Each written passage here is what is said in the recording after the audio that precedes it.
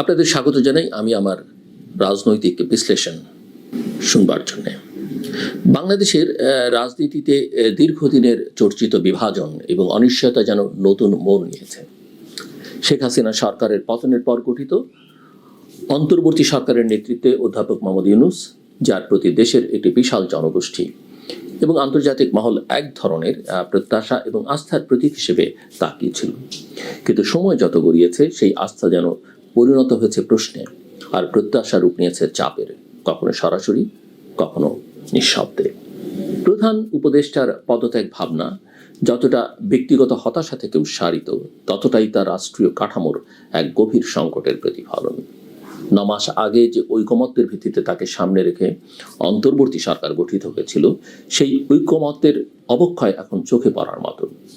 BNP যেমন নির্বাচনের সুনির্দিষ্ট রোডম্যাপ ছাড়া সহযোগিতা অব্যাহত রাখতে চায় না, তেমনি এনসিপি নির্বাচন ও সংস্কার একসঙ্গে যায়, যেখানে আগে বিচার পরে ভোট মনোভাব অনেকটাই স্পষ্ট। আর এই দুই বলয়ের মধ্যে পড়ে ইউনূস প্রশাসন একরকম জটিল ভারসাম্য রক্ষার দায়িত্বে নিযুক্ত হয়েছেন, যেটি সহজ নয়, এমনকি সম্ভব কিনা সেটাও এখন প্রশ্ন সাপেক্ষ।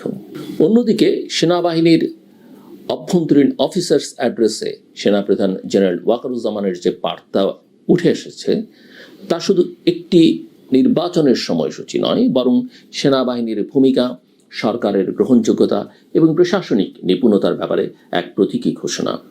নির্বাচন জুনে হবে নাকি ডিসেম্বরে, এই বিতর্ক এখন শুধু তারিখ নির্ধারণের মধ্যেই সীমাবদ্ধ নয়, বরং তা একটি আদর্শিক দ্বন্দ্বের বহিঃপ্রকাশ। যে প্রশ্ন এখন উঠছে তা হলো, এই সরকার কি সংস্কার বাস্তবায়নের জন্য সময় চায়, নাকি এই সময়টাকে ব্যবহার করছে রাজনৈতিক গুটি সাজাতে? যত দিন যাচ্ছে, প্রশাসনের নানামুখী দ্বিধা, আইন শৃঙ্খলা পরিস্থিতির নাজুকতা এবং সরকারের উপদেষ্টাদের প্রতি রাজনৈতিক দলগুলোর অবিশ্বাস, এই সমস্ত উপাদান অন্তর্বর্তী সরকারের স্থিতিশীলতাকে প্রশ্নবিদ্ধ করছে। সরকার প্রশাসনের পূর্ণ নিয়ন্ত্রণে নেই এমন অভিযোগ এখন শুধু বিরোধীদের মধ্যে সীমাবদ্ধ নয়, বরং সরকারের মধ্য থেকেও স্বীকার করা হচ্ছে। কিন্তু প্রশ্ন হলো, এই নিয়ন্ত্রণহীনতার জন্য দায়ী কে? প্রথম থেকেই যে প্রশাসনিক ও বিচারিক নিয়োগ দেওয়া হয়েছে, তা কি রাজনৈতিক ভারসাম্যের প্রতিফলন ছিল, নাকি কৌশলগত আত্মঘাত? আন্তর্জাতিক পরিপ্রেক্ষিত এই সংকটকে নির্ধারণ করছে। ইউনূস যখন ভারতীয় আধিপত্যবাদের কথা উল্লেখ করেন, তখন তা নিছক একটি অভিযোগ নয়, বরং তা একটি ভূ রাজনৈতিক সমীকরণ বা সরলীকরণ, যেখানে ক্ষমতার অভ্যন্তরীণ দ্বন্দ্বের দায়ও বিদেশি ষড়যন্ত্রে চাপিয়ে দেওয়ার প্রবণতা লক্ষণীয়। কিন্তু সত্য হলো, অভ্যন্তরীণ ঐক্যহীনতা এবং সিদ্ধান্তহীনতা যদি বিদ্যমান থাকে, তাহলে বাহ্যিক চাপগুলো আরো বেশি কার্যকর হয়ে ওঠে, এবং এটা প্রফেসর ইউনূসের না বোঝার কথা নয়। ইতিমধ্যে এনসিপি, জামায়াত এবং অন্যান্য রাজনৈতিক শক্তিগুলোর মধ্যে নির্বাচন পূর্ব সংস্কার নিয়ে এক ধরনের প্রতিযোগিতা তৈরি হয়েছে। এনসিপি যেমন বলছে, দক্ষিণ সিটি কর্পোরেশনের ইশাক ইস্যুতে আওয়ামী আমলের সব নির্বাচন বাতিল করতে হবে, তেমনি জামায়াত বলছে লেভেল প্লেইং ফিল্ড ছাড়া কোনো নির্বাচন গ্রহণযোগ্য নয়। বিএনপি বলছে ডিসেম্বরে ভোট চাই, নয়তো আন্দোলন। এই বিভিন্ন বলয়ের ভিন্ন দাবিগুলো কেবল অন্তর্বর্তী সরকারের প্রতি চাপ বাড়াচ্ছে না, বরং সেই চাপকে এক ধরনের অচলাবস্থায় পরিণত করছে। আর এই অচলাবস্থার সবচেয়ে স্পষ্ট লক্ষণ হলো পদত্যাগ শব্দটির চারপাশে গড়ে ওঠা অজস্র গুজব, জল্পনা কল্পনা এবং আত্মপক্ষ সমর্থনের পালা। অধ্যাপক ইউনূস হয়তো আনুষ্ঠানিকভাবে পদত্যাগ করছেন না, কিন্তু তিনি কি আদৌ দায়িত্ব পালনে আগ্রহী থাকছেন? তার সাম্প্রতিক হতাশার বক্তব্য, উপদেষ্টা পরিষদের মধ্যকার দ্বন্দ্ব এবং কাজের গতি সবকিছু যেন এই প্রশ্নকে আরো বৈধতা দিচ্ছে। এদিকে সেনাবাহিনীর অবস্থানও এখনো দ্ব্যর্থহীন নয়। সরকার বলছে সহযোগিতাপূর্ণ সম্পর্ক, সেনা সদর বলছে কোনো মুখোমুখি অবস্থান নেই। কিন্তু সেনাপ্রধানের বক্তব্য, করিডোর প্রসঙ্গে আপত্তি এবং জাতীয় নিরাপত্তা নিয়ে সরাসরি মত প্রকাশ সবকিছু যেন বুঝিয়ে দিচ্ছে এই সম্পর্কের ভেতরে আছে দ্বিধা, দ্বন্দ্ব এবং সম্ভাব্য সংঘর্ষের উপাদান। সরকার বলছে স্টারলিংক নিয়ে ভাবছে, সেনাবাহিনী বলছে এটি সার্বভৌমত্বের হুমকি। সরকারের কিছু সদস্য বন্দর ব্যবস্থাপনা নিয়ে চীনের প্রস্তাব বিবেচনা করছে, সেনাবাহিনী বলছে তা জাতীয় নিরাপত্তা বিঘ্নিত করতে পারে। এই উত্তেজনার মধ্যে জনগণের প্রত্যাশা কোথায় দাঁড়িয়ে আছে? একদিকে সরকারি কর্মচারীরা অসন্তুষ্ট, শিক্ষকেরা আন্দোলনে, এনবিআর বিক্ষোভ, অন্যদিকে সংখ্যালঘু প্রান্তিক জনগোষ্ঠীর উপর হামলা বেড়েছে। এরই মধ্যে আবার সেনাবাহিনী প্রতিদিন অস্ত্র উদ্ধার করছে, টহল দিচ্ছে, এমনকি ঈদের সময় ঘরমুখো মানুষের ট্রাফিক ব্যবস্থাও তাদের তত্ত্বাবধানে। এই পরিপ্রেক্ষিতে একটি স্বাভাবিক ও শান্তিপূর্ণ নির্বাচন কতটা সম্ভব? নির্বাচন কমিশনের নিরপেক্ষতা নিয়ে প্রশ্ন আছে, বিচার বিভাগের স্বাধীনতা নিয়ে সংশয় আছে, প্রশাসন দল নিরপেক্ষ নয়। এই বাস্তবতায় ভোট দিলে সেই ভোট কতটা গ্রহণযোগ্য হবে? প্রফেসর ইউনূস বলছেন, পুলিশ এখনো তৈরি নয়, 9 মাস চলে গেছে এর মধ্যেই। অন্যদিকে প্রশ্ন উঠছে, সংস্কার আর নির্বাচন কি সত্যি একে অপরের প্রতিদ্বন্দ্বী? যদি না হয় তাহলে একসঙ্গে এগুলোর রাজনৈতিক রূপরেখা কোথায়? কবে সরকার সেই বহুল প্রতীক্ষিত রোড ম্যাপ দেবে? ডিসেম্বর নয়, জুন নয়। সংলাপ আর বিবৃতি ছাড়িয়ে নির্দিষ্ট একটি রূপরেখা ছাড়া জনগণের মধ্যে আস্থা ফিরবে না।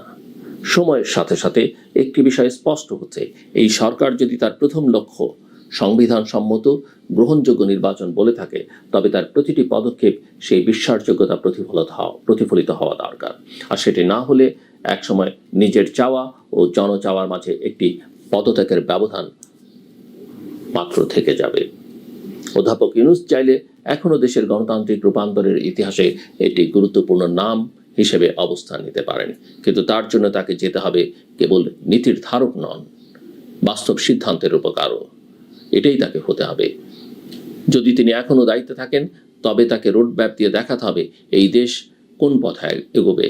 আর যদি তিনি না থাকেন, তবে সেই শূন্যতা পূরণের জন্য এখনই প্রস্তুতি নিতে হবে, যাতে পুনরায় একটি নেতৃত্বহীন অস্থিরতার মুখোমুখি না হয় বাংলাদেশ।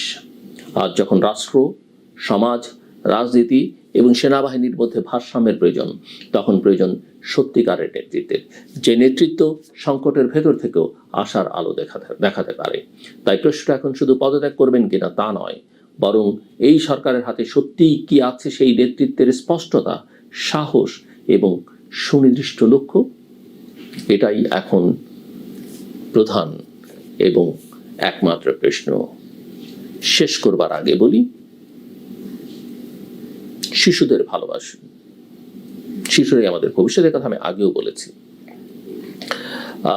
অভিভাবকদের জন্য, অর্থাৎ বাবা মায়ের জন্য আমার বক্তব্য, সন্তানকে সময় দিন, সন্তানের পেছনে ইনভেস্ট করুন। ইনভেস্টমেন্টটা কি? আপনি অন্য খাওয়া দাওয়া, ঘোরা ফেরা সব কিছু বাদ দিয়ে প্রধান ইনভেস্টমেন্ট আপনি করুন সন্তানের লেখাপড়ার পেছনে এবং তার মানুষ হয়ে ওঠার পেছনে। সন্তানকে আপনি এটা কিনে দিলেন, ওটা কিনে দিলেন, এটা খাওয়ালেন, ওটা খাওয়ালেন, এগুলো আপনি করবেন নিশ্চয়ই, কিন্তু তার চেয়ে তো বেশি আপনার সন্তানের প্রয়োজন আপনার সময়। কথাটা মনে রাখবেন। অনেক বাবা আমি মনে করেন যা চাইছে সব দিচ্ছি, আর কি দেব। কিন্তু এই যে আপনার সময়, এই যে তাকে জড়িয়ে ধরা, তার সঙ্গে সময় কাটানো, সেটা অনেক অনেক বেশি গুরুত্বপূর্ণ। তাকে ইলেকট্রনিক ডিভাইস ধরিয়ে দিয়ে আপনি মনে করলেন একটা দামি আইপ্যাড কিনে দিলেন, একটা ফোন কিনে দিলেন, বাহ আমার সন্তান তো ভালোই আছে, আনন্দে কাটছে। না, মানুষ হয়ে ওঠার পেছনে এগুলো বড় বাধা। এমনকি আপনার সঙ্গে সম্পর্কেরও, ভবিষ্যৎ যে সম্পর্ক, তার বেড়ে ওঠা এবং আপনার বয়স বৃদ্ধির যে কাল, এখানে যে সম্পর্কগুলো বিভিন্ন ফেজে সম্পর্কের রকম ফেরে বদল হবে, সেখানে এই যে শুরুর বা এই বাচ্চা বয়সের এই সম্পর্কটা, এই স্পর্শ, এগুলো অত্যন্ত গুরুত্বপূর্ণ। এই কাজটা করবেন। স্কুলগুলোতে আমরা জানি এখন আর আগের মতো পেটানোর নিয়ম কানুন নেই, তারপরও শিক্ষকরাও তাদের প্রতি, বিশেষ করে প্রাইমারি স্কুলের শিক্ষকদের প্রতি বা কিন্ডার গার্ডেনগুলোতে বা ইংলিশ মিডিয়াম স্কুলগুলোতে প্রাইমারি লেভেলে যেগুলো আছে তাদের প্রতিও জুনিয়র লেভেলে রিকোয়েস্ট যে শিশুদের সঙ্গে ভালো ব্যবহার করবেন, তাদের অ্যারোগেন্সিগুলোকে আমলে নেবেন, কিভাবে সংশোধন করা যায় ভালোবাসা দিয়ে সেই চেষ্টাটা করবেন। আমার কথা শুনবার জন্য আপনাদের অসংখ্য ধন্যবাদ। আপনার সবার জন্য শুভকামনা।